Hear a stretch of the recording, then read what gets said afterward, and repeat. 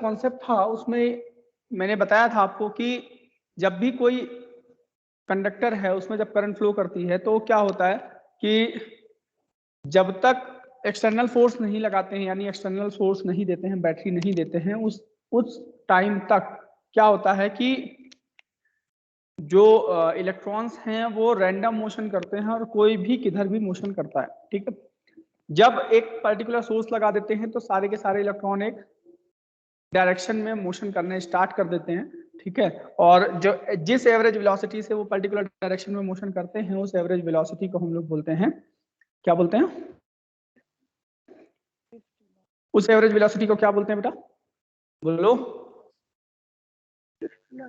क्या बोलते हैं? हाँ, ड्रिफ्ट।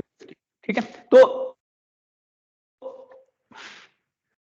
अब late u1 u2 u3 dash dash un are initial velocities of electrons। ठीक है, सपोज कर लेते हैं कि जो भी कंडक्टर हम कंसीडर कर रहे हैं उसमें n इलेक्ट्रॉन्स हैं। ठीक है, let there are n electrons in the conductor.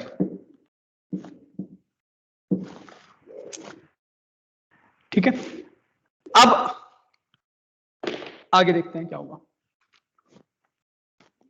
इतनी चीज समझ में आ गई। अब जब हमने सोर्स अप्लाई किया उसके बाद की जो वेलोसिटी हो गई, मतलब फाइनल वेलोसिटी जो हो गई वो क्या हो गई, late v1 v2 v3 dash dash vn are final velocities of electrons after applying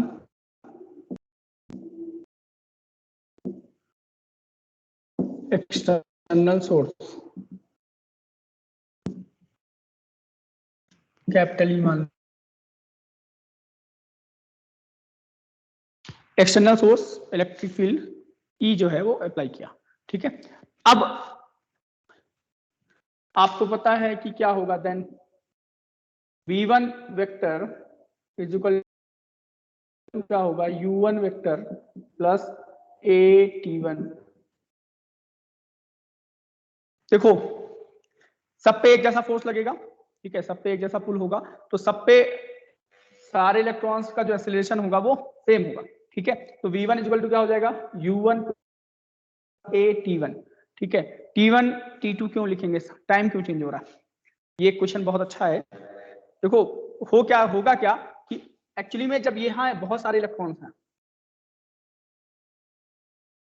ठीक है, तो ये यहां से जब चलेगा तो इस पहुंचते पहुंचते जो होगा, जब इसके पास पहुंचेगा, इससे कोलिजन किया, इसको एनर्जी ट्रांसफर करेगा, तो इस तरीके से इसके लिए टाइम t1 है। फिर मान लो ये आगे गया तो इसके पास दूसरा कोई इलेक्ट्रॉन मिला उसके पास, उसके लिए टाइम कितना हो गया, t2 हो गया। तो हमको टाइम का एवरेज लेना है, उस टाइम के एवरेज को भी एक टर्म बोलते हैं, उस टर्म को अभी हम आगे डिफाइन करेंगे। ठीक है, तो ये हो गई v2 कितना हो जाएगा, u2 vector plus a vector t2 vector. ठीक है, अब डैश डैश vn बताओ बेटा, कौन बताएगा, कोई बताओ, मोहदेश, vn क्या होगा, मोहदेश, तनवीर, यस सर। तनवीर बेटा बताओ, हाँ vn क्या होगा बेटा, vn is equal to un plus a vector tau n। tn, time tn। ठीक है, अब इन सबको अगर हम ऐड कर दें, क्योंकि हमको एवरेज निकालनी है, ड्रिफ्ट वेलोसिटी की डेफिनेशन क्या थी, the average velocity with which all electrons moves after all electron move after applying the external field. तो इन सबका जब मीन निकालेंगे तो ऐड कर दो, तो ऐड करेंगे तो क्या मिलेगा, v1 vector plus v2 vector plus dash dash vn vector is equal to u1 vector plus u2 vector plus dash dash and so on un vector. A common हो जाएगा बेटा सब में से। देखो ये सारे एक साथ ऐड होंगे, ये सारे एक साथ ऐड होंगे, ए वेक्टर कॉमन हो जाएगा हमारा, तो अंदर क्या बचेगा t1 plus t2 plus dash dash tn। ठीक है, अब क्या करना है, हमको मीन निकालना है। क्या निकालना है? मीन यानी एवरेज। एवरेज निकालने के लिए क्या करते हैं बेटा हम लोग, बताएगा यास्मीन बेटा, आप बताओ किससे डिवाइड करेंगे? सम ऑफ यास्मीन observation divide by number of observation. हाँ, नंबर ऑफ ऑब्जर्वेशन। तो नंबर ऑफ ऑब्जर्वेशन कितने हैं? n। तो n से इधर डिवाइड किया, n से इधर डिवाइड किया, n से इधर डिवाइड किया। 3 जगह डिवाइड करने के बाद अब आपको दिख रहा होगा कि ये वैल्यू तो 0 है सर। कहां से 0 हुई और क्यों 0 हुई? फातिमा कनीज, फातिमा कनीज नहीं है, फातिमा जहरा, फातिमा जहरा बेटा बताओ।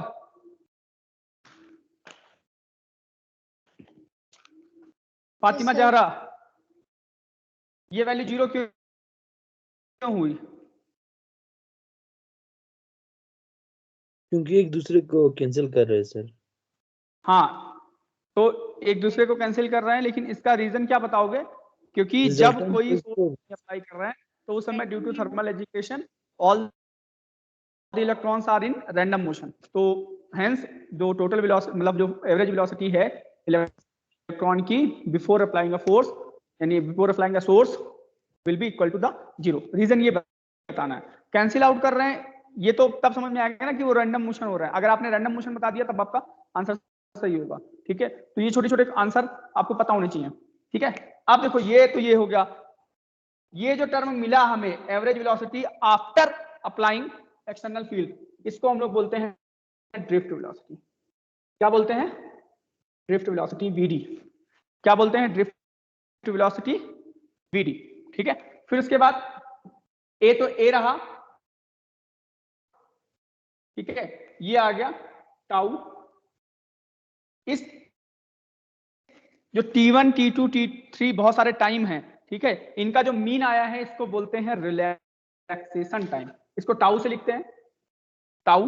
ठीक है, टाउ का हमारी तरफ टाउ को कहते हैं, जो पापा के बड़े भाई होते हैं ना, उनको टाउ कहते हैं। ठीक है, लेकिन ये टाउ है, हम लोग इसको मतलब मजाक में इसको एक तरीके से समझने के लिए, याद रखने के लिए इसको टाउ बोल देते हैं, पर इसको टाउ कहते हैं। ठीक है, तो इस टाउ का मतलब है रिलैक्सेशन टाइम। ठीक है, तो रिलैक्सेशन टाइम क्या होता है, अभी हम एक 2 लाइन लिखवा देंगे बीच में जब आप यहां तक पहुंच जाओगे। ठीक है, क्योंकि हमारे पास जगह नहीं बची। ठीक है, तो रिलैक्सेशन टाइम होता क्या है? देखो अभी मैंने बताया ना कि इलेक्ट्रॉन्स जब मूव करेंगे तो एक दूसरे से टकराएंगे, एक दूसरे से कोलिजन करेंगे। तो जो कोलिजन में एवरेज टाइम है, ठीक है, 2 सक्सेसिव कोलिजन के बीच में जो एवरेज टाइम है, उस एवरेज टाइम को ही हम लोग कहते हैं रिलैक्सेशन टाइम। कौन सा टाइम कहते हैं बेटा? बोलो, रिलैक्सेशन क्या कहते हैं? हाँ, रिलैक्सेशन टाइम। ठीक है, ये छोटे छोटे देखो बेटा, ये जो छोटी छोटी बातें बता रहे हैं ना, ये बहुत इंपॉर्टेंट है 1 नंबर के क्वेश्चंस के लिए। आई बात सुन में? 1 नंबर के क्वेश्चन में ये बहुत ज्यादा इंपॉर्टेंट है, तो इनको दिमाग में रखो। ठीक है, ये हो गया रिलैक्सेशन टाइम। सर फिर इसके बाद हाँ बेटा बोलो। सर बोलो। जैसे कि इलेक्ट्रॉन पे तो सेम चार्ज होगा ना सर, तो वो एक दूसरे को रिपेल हाँ, करेंगे ना सर, फिर कोलिजन कैसे होगा, कोलाइड कैसे होगा सर एक दूसरे से? कोलाइड कैसे होगा? ठीक है, वेरी गुड क्वेश्चन। चलो इसको समझो। ये है हमारा कंडक्टर, सपोज करो। कल मैंने बताया था कि इसके अंदर 28 इलेक्ट्रॉन्स हैं, 10⁻28 इलेक्ट्रॉन्स हैं। कोई कंडक्टर होता है तो उसके अंदर इलेक्ट्रॉन डेंसिटी बहुत ज्यादा होती है। ठीक है, जब इलेक्ट्रॉन डेंसिटी बहुत ज्यादा हो गई तो क्या हो गया, उनके बीच में स्पेस कम है, ठीक है। कोलिजन कब होगा? सब पे सबका चार्ज सेम है, ठीक है। आप कह रहे हो रिपेल करेगा, ठीक है रिपेल करेगा, लेकिन कब करेगा? जब हम लोग एक्सटर्नल फोर्स नहीं लगाया। जब एक्सटर्नल फोर्स लगाएंगे तो सब एक ही डायरेक्शन में मूव करेंगे, ठीक है। अब जिस इलेक्ट्रॉन को ज्यादा एनर्जी मिलेगी, ठीक है, जिस इलेक्ट्रॉन को ज्यादा एनर्जी मिलेगी वो तेजी से मूव करेगा, तो वो आगे वाले को फोर्स नहीं, वो आगे वाले रास्ते में अगर कोई मिल गया तो उससे कोलिजन नहीं होगा उसका। अब आई बात समझ में? सर क्या होगा? एक्सलेरेट तो सभी सेम रेट पे हो रहे हैं ना सर? स्पीड कैसे सेम हो सकती है? आप ये बताओ मुझे कि सर एक्सेलरेशन, सर एक्सेलरेट तो जो सभी एक इलेक्ट्रॉन्स हैं, हो रहे हैं। नहीं एक्सेलरेट तो सेम कर रहे हैं, ठीक है। चलो अच्छा, एक्सेलरेशन की बात की आपने, समझो मान लो कोई भी इलेक्ट्रॉन रहा है, ठीक है, कोई भी पहला मान लो एक इलेक्ट्रॉन था जिसकी स्पीड 10 मीटर पर सेकंड थी, दूसरे की 15 मीटर पर सेकंड थी। अगर सब सेम एक्सेलरेशन से एक्सेलरेट कर रहे हैं तो जितनी इसकी स्पीड बढ़ेगी उतनी इसकी भी बढ़ेगी। समझ रहे हो मेरी बात को? एक्सेलरेशन सेम होने का मतलब है कि दोनों इलेक्ट्रॉन की स्पीड का जो change of rate of speed है वो सेम होगा, ठीक है, ना कि स्पीड सेम होगी। अब अगर स्पीड सेम नहीं होगी तो ये पीछे से, अगर ये स्लो है, ये पीछे से आया फास्ट है तो इसके साथ कोलिजन करेगा। अगर ये फास्ट है, पीछे वाला स्लो है, तो ये आगे भाग जाएगा। समझ रहे हो? तो हम लोग एजम्पशन कर रहे हैं कि n इलेक्ट्रॉन्स में कोलिजन हुआ। ये नहीं कह सकते कि सारे इलेक्ट्रॉन्स मोशन में होंगे, हमने n इलेक्ट्रॉन्स का ही कंसेप्ट लिया है। अब आई बात समझ में? अभी भी कोई क्लियर हुआ? कि कनीज फातिमा आपका क्वेश्चन था ना, बोलो बेटा, अब कुछ क्लियर हुआ कॉन्सेप्ट? देखो यस सर। यहाँ पे देखो, मान लो एक की 10 मीटर पर सेकंड है, एक की 15 मीटर पर सेकंड है, स्पीड अलग अलग है। अब अगर एक्सीलरेशन की बात करें तो अगर एक सेकंड में 5 मीटर पर सेकंड की स्पीड चेंज हो रही है, एक्सीलरेशन का मतलब है कि पर सेकंड कितनी स्पीड चेंज होती है। तो मान लो कि पर सेकंड स्पीड चेंज हो रही 5 मीटर पर सेकंड की, तो 5 इसकी भी चेंज हुई, 5 इसकी भी चेंज हुई एक सेकंड में, ठीक है। तो इसकी 20 हो गई, इसकी 15 हो गई, फिर भी से, ठीक है। हाँ, इनिशियली ही मान लिया कि सारे इलेक्ट्रॉन्स की स्पीड जो है वो अलग अलग है, u1 u2 u और un, ठीक है। सबकी अलग अलग कंसीडर है, सेम भी हो सेम, ठीक है। ये हम कुछ भी नहीं कह सकते, एकदम एग्जैक्ट नहीं कह सकते कि हाँ यही होगा। क्लियर? बढ़े आगे या अभी और कोई डाउट है? पूछ लो, बोलो बेटा।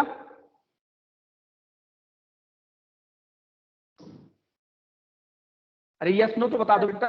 सर यस सर, समझ आ गया। ठीक है बेटा, चलो। तो अब ये होगा रिलैक्सेशन टाइम, बता दिया मैंने। अब आपको पता है कि फोर्स कितना लगेगा, इलेक्ट्रॉन पे फोर्स निकालें, एक इलेक्ट्रॉन पे कितना फोर्स लगेगा। तो फोर्स का फॉर्मूला क्या होता है बेटा? मास इनटू, यही तो होता है, ठीक है। एक तो ये फोर्स हमको पता है, फोर्स F इजिकल टू मा, ठीक है। चैप्टर नंबर 1, अगर कोई चार्ज है तो उसके ऊपर कितना फोर्स लगेगा, उसका फॉर्मूला क्या था बताओ? F वेक्टर इजिकल टू, अगर E इलेक्ट्रिक फील्ड में कोई चार्ज रखा है तो उसके ऊपर कितना फोर्स लगेगा, इसका फॉर्मूला क्या था? F इजिकल टू क्या था? Q E। जगह आप बताओ बेटा, Q E की जगह पे हम लोग क्या लिखेंगे, क्योंकि यहाँ पे इलेक्ट्रॉन कंसीडर कर रहे हैं।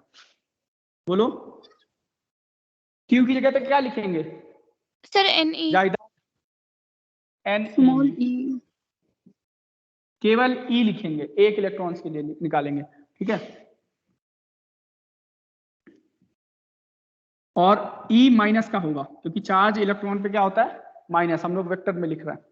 अब दोनों को अब जब हम दोनों को कंपेयर कराएंगे, ये क्वेश्चन 2 हो गई, ये 3 हो गई, दोनों को जब कंपेयर कराएंगे तो हमें क्या मिलेगा? ये दिख रहा है, यहां तक दिख रहा होगा। तो क्या मिलेगा?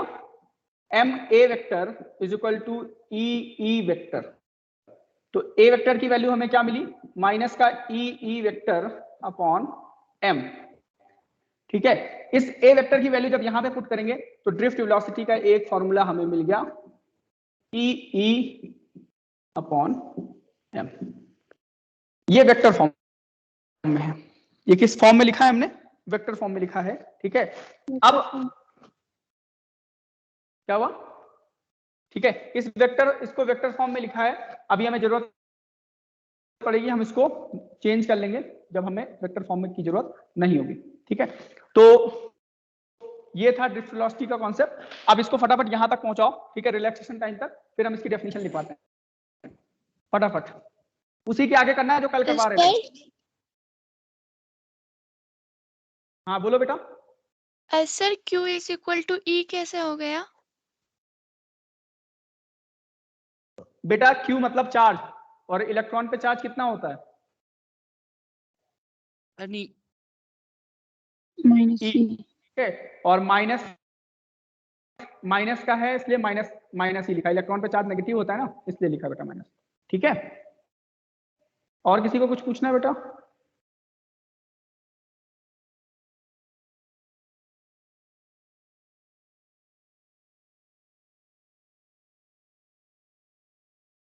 Anything else?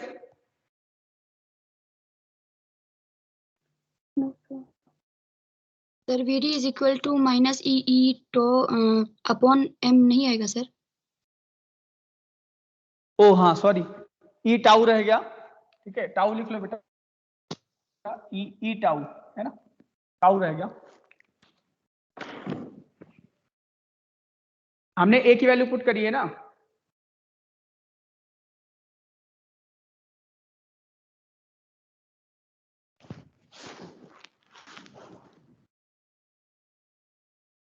सर एवरेज के बाद दोबारा से रिपीट करूंगी। क्या चीज बेटा? कहाँ पे? हमने फाइंड किया ना सर लास्ट में एवरेज जो। यहाँ पे? No sir. यहाँ पे यस सर। बेटा ये हो गया एवरेज, ठीक है, ड्रिफ्ट वेलोसिटी। ये हमने यहाँ लिखा यहाँ से, ठीक है। फिर इसके बाद ये जीरो हो गया, फिर ये वैल्यू, ये ए वेक्टर और ये टाउ। ठीक है,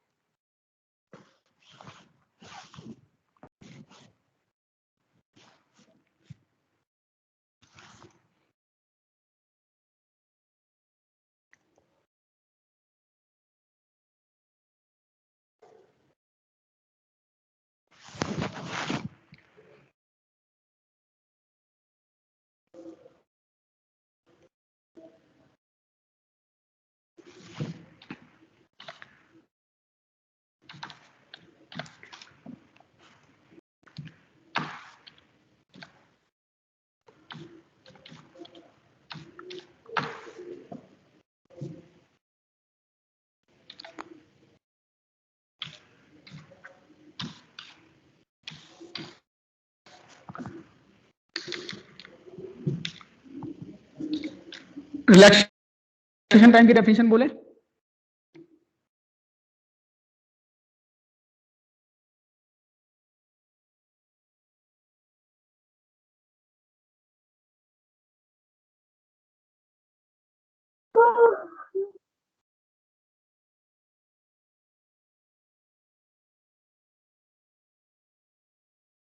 बोले बेटा, यस सर। लिखो।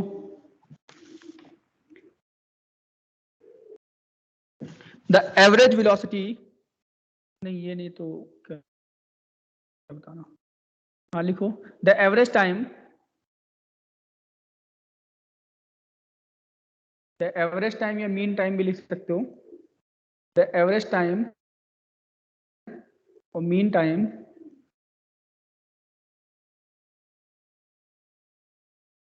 the average time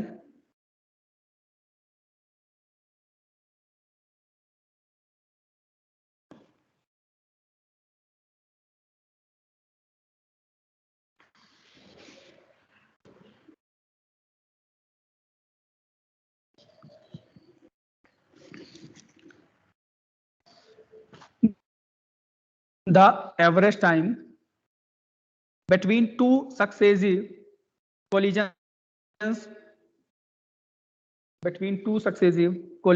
Sir, repeat. the average time between two successive collisions of an electron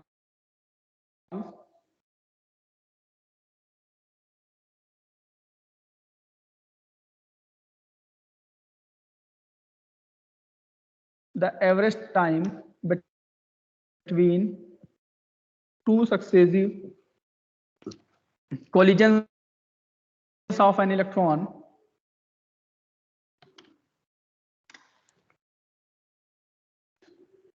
collisions of an electron is called relaxation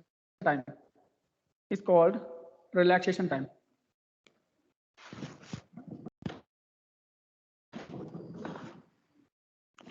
ठीक है, इसको फटाफट नोट करो।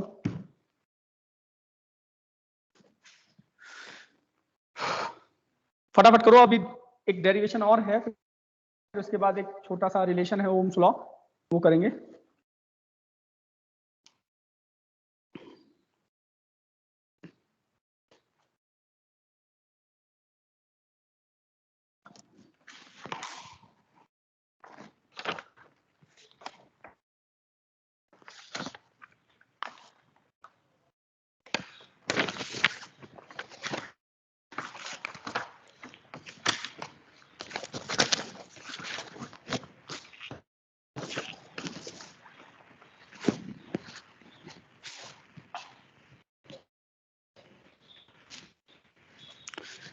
कर दूं इरेज?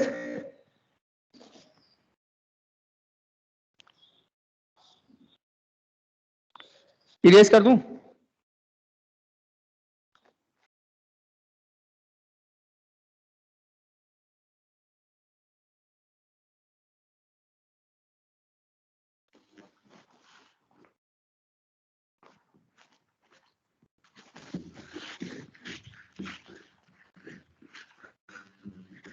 एक काम करेंगे, कल से आप लोग इसका स्क्रीनशॉट ले लिया करो, बाद में इसको बैठ के नोट कर लिया करो, ठीक है?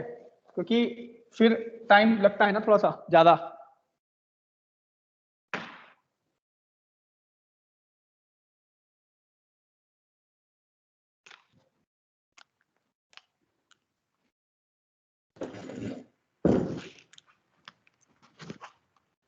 है रिलेशन बिटवीन, नेक्स्ट टॉपिक है relation between current and drift velocity.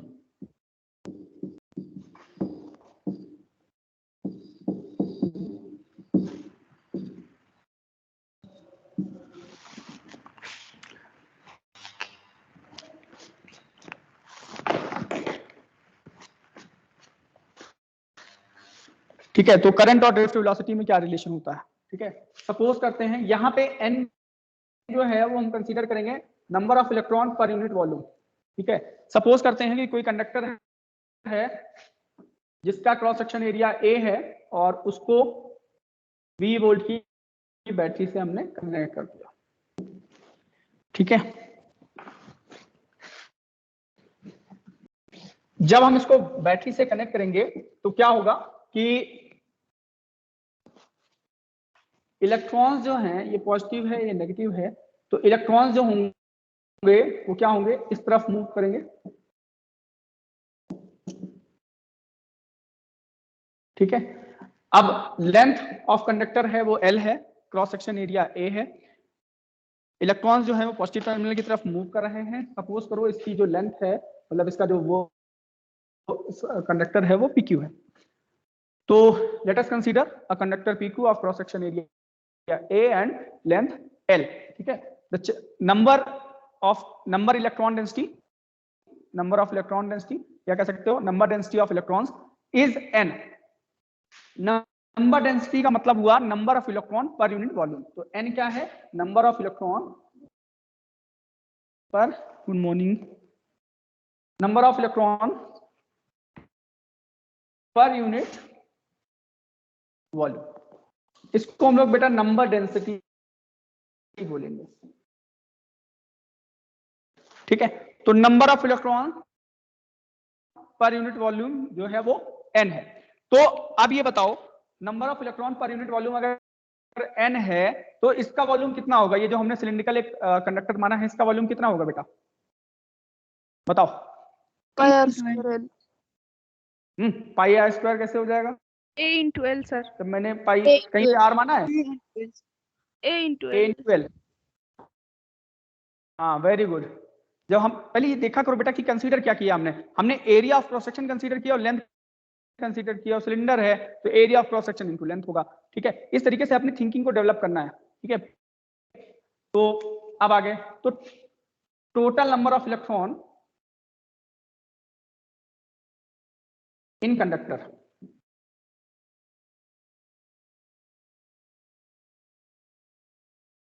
ठीक है। तो देखो यूनिट वॉल्यूम में मतलब एक वॉल्यूम में कितने इलेक्ट्रॉन है स्मॉल n, तो टोटल वॉल्यूम में कितने हो जाएंगे मतलब एल वॉल्यूम में कितने हो जाएंगे NaL, यही होगा? बोलो होगा भाई? एक में n है तो Al में कितने हो गए n into Al, ठीक है, इतने इलेक्ट्रॉन्स हो गए। अब टोटल चार्ज कितना हो जाएगा?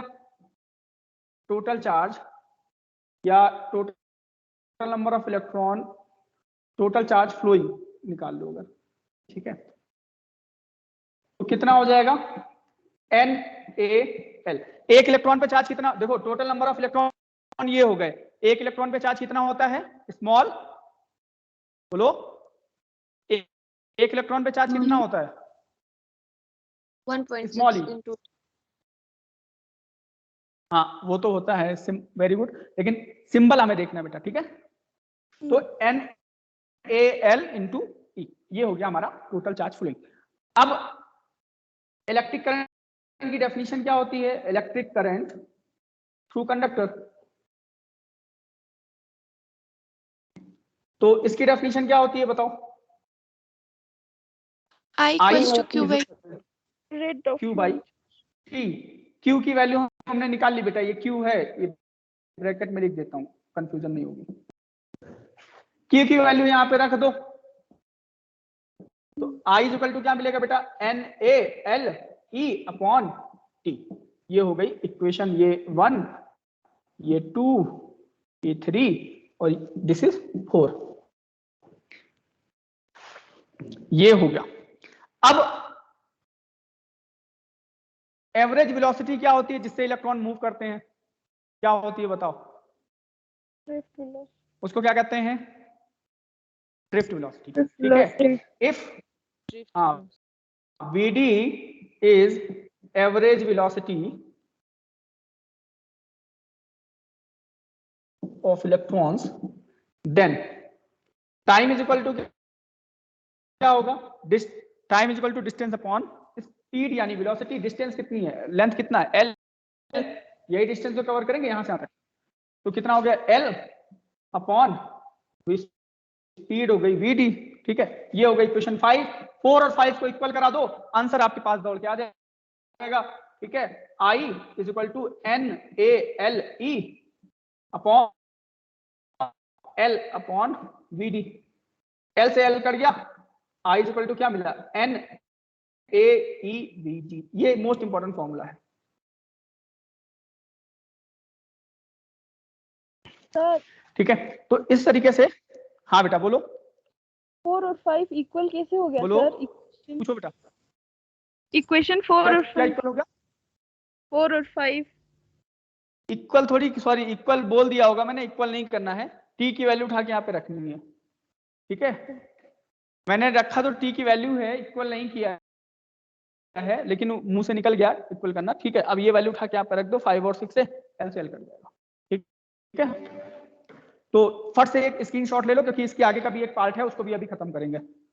डू इट फास्ट बेटा, अगर तब भी दिक्कत आएगी तो मैं वीडियो डाल दूंगा, आप लिंक मैंने भेज रखा है, आप वहां से देख लिया करो। मैं यूट्यूब पे डाल देता हूँ सारे वीडियो, ठीक है, डेली के डेली, तो वहां से, क्योंकि ये डिलीट नहीं होंगे, कल को आपको दिक्कत होती है महीने भर बाद भी पढ़ने में, सब कुछ याद नहीं रहता, तो आप दोबारा देख सकते हो, ठीक है। हमारे लिए भी काम आसान रहेगा, आपके लिए भी काम आसान रहेगा कि जब भी आपको दिक्कत हुई आपने तुरंत वो पर्टिकुलर पोर्शन उठाया और उसको खोला और दोबारा पढ़ लिया। और जो बाकी YouTube पे वीडियोस हैं, मैं ये नहीं कहता कि उसमें खराबी है सब, उसमें बहुत सारे अच्छे लेक्चर भी होंगे, बहुत सारे अच्छे लेक्चर होंगे, लेकिन आपके जो आपने पढ़ा है, जो क्लास में पढ़ा है, अगर आप उसको दोबारा देखोगे तो वो आपको जल्दी से तैयार होगा। उसके कई साइकोलॉजिकल इफेक्ट भी हैं, इसलिए मैं मतलब आपके लिए ज्यादा बेनिफिट होगा उसमें उस समय। ठीक है,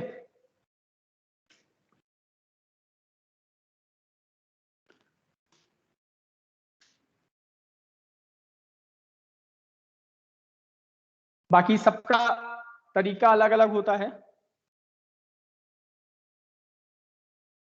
हो गया, स्क्रीनशॉट ले लिया ना? अब नेक्स्ट शुरू करूं? ठीक है, तो हेडिंग डालो डेरिवेशन ऑफ ओम्स लॉ। दो इक्वेशंस आज हमने पढ़ी हैं, दोनों इक्वेशंस को यूज करना है बस, और कुछ नहीं करना है। ठीक है, बहुत लंबा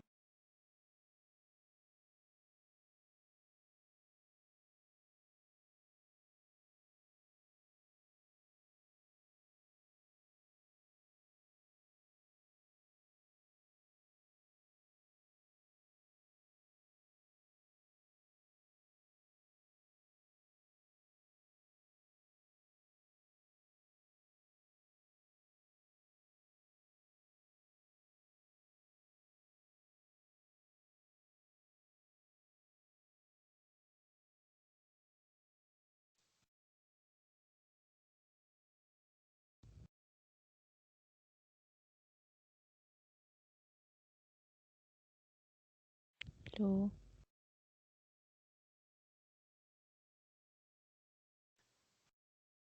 सर, वीडियो पॉज हो गई।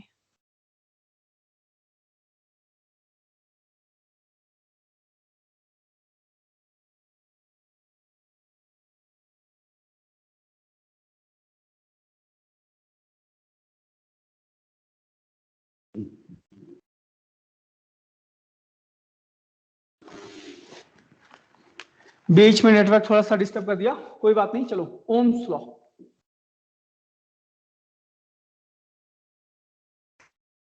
क्लास 10th में पढ़ा था, बट डेरिवेशन नहीं किया था, अब हम लोग डेरिवेशन करेंगे। ठीक है, तो एक रिलेशन अभी थोड़ी देर पहले हम लोगों ने निकाला था। क्या निकाला था? Relation between drift velocity and electric field. Drift velocity and electric field. तो वो क्या था? VD इज इक्वल टू, हम वेक्टर में नहीं लिखेंगे इसको, ठीक है, ई टाउ अपॉन एम। ठीक है, ये मिला था हमें, हमने वेक्टर को हटा दिया, सिर्फ हमने मैग्नीट्यूड को कंसीडर किया। ये हो गई इक्वेशन 1। ठीक है, अब एक चीज और हमको पता है कि E को हम लोग लिख सकते हैं अगर potential difference between N point, suppose करो अगर ये कंडक्टर है हमारे पास, ठीक है, और इस कंडक्टर के एंड पॉइंट पे, एन पॉइंट से जो पोटेंशियल डिफरेंस है वो कंसीडर कर लेते हैं V है। ठीक है, और लेंथ ऑफ कंडक्टर है L। ठीक है, तो जो इलेक्ट्रिक फील्ड होगी वो क्या होगी? Potential difference upon length. ठीक है, तो ये वैल्यू यहां पे रख देंगे, तो VD इज इक्वल टू हमें मिलेगा EV टाउ अपॉन ML। ये हो गई इक्वेशन 2। ठीक है, अब रिलेशन बिटवीन करंट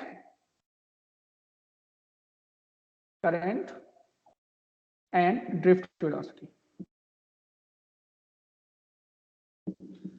करंट और ड्रिफ्ट वेलोसिटी में relation, VD is equal to, यहां से निकालें अगर हम VD की वैल्यू तो क्या मिलेगा?